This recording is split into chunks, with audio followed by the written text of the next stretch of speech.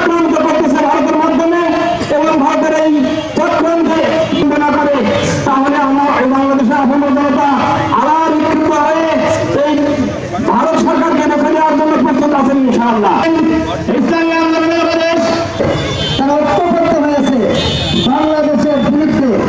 আজকে ভারত একটা বড় দেশ, ভারত আমরা যদি শুনেছি আমাদের বন্ধু রাষ্ট্র, আজকে বন্ধু রাষ্ট্র সামান্য একজন ব্যক্তিকে কেন্দ্র করে তাদের যে অবস্থান, তাতে মনে হয় পৃথিবীতে এরকম সত্য কোন রাষ্ট্রকারণ আছে, এটা আমাদের আগে জানা ছিল না। যে শক্তি করবে আমরা তাকে প্রতিহত করবো ইনশাআল্লাহ।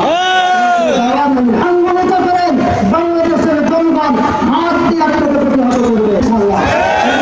জনগণকে বলতে চাই আমাদেরকে প্রতিদিন দেখতে হবে বৃষ্টি প্রলয় চালিয়ে যাচ্ছে কূট কৌশলে বাংলাদেশকে ভারতের গণতন্ত্র রাখার জন্য যে পায়তারা চালিয়ে যাচ্ছে তার বহিঃপ্রকাশ আজকে এই যে কিছুদিন আগে ইসকনের এক নেতা ধরা পড়েছে, তাকে বাঁচানোর জন্য এবং এই শেখ হাসিনাকে বাঁচানোর জন্য ভারত সরকার বাংলাদেশের উপর এক এক করে কূট কৌশল চালিয়ে যাচ্ছে।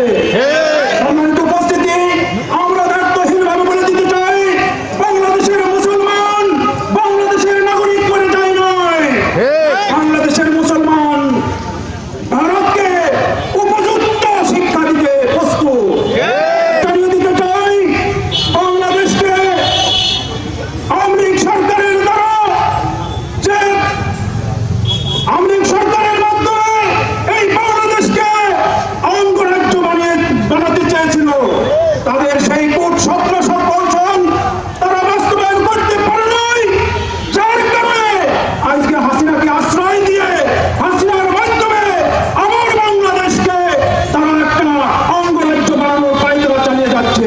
বাংলাদেশে ফিরিয়ে এনে তাকে ফাঁসির কাস্টে ঝুলানো হবে।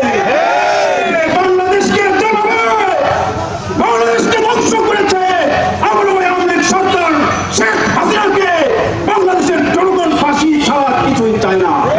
বাংলাদেশে তাকে ফাঁসির কাস্টে ঝুলানো হবে। এই জন্য আমরা ভারত সরকারকে জানিয়ে দিতে চাই কোনোভাবেই হাসিনাকে বাঁচাতে পারবে না।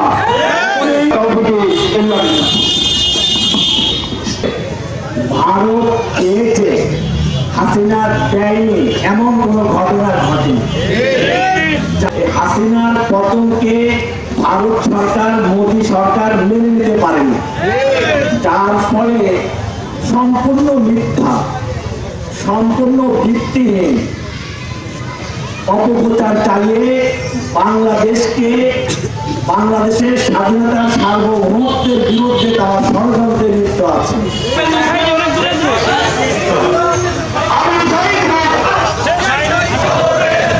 করতে পারবো না।